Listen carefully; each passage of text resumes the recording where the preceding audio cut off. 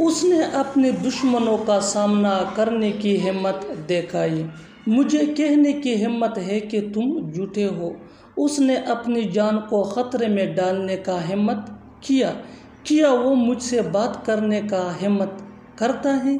इन जुमलों में हम कह रहे हैं हिम्मत के लिए यूज़ होता है डेयर। हिम्मत के लिए इंग्लिश में यूज़ होता है डेयर। अब कंप्लीट स्ट्रक्चर देखते हैं। Subject plus helping verb plus dare.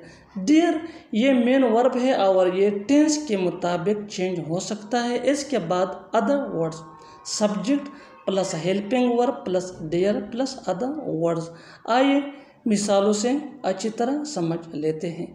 उसने अपने दुश्मनों का सामना करने की हिम्मत दिखाई। उसने अपने दुश्मनों का सामना करने की हिम्मत दिखाई। He dared to face his enemy. He dared to face his enemy. मुझे कहने की हिम्मत है कि तुम झूठे हो। मुझे कहने की हिम्मत है कि तुम झूठे हो। I dare to say that you are a liar. I dare to say that you are a liar. उसने अपनी जान को ख़तरे में डालने का हिम्मत किया। उसने अपनी जान को ख़तरे में डालने का हिम्मत किया। He dared to risk his life. He dared to risk his life.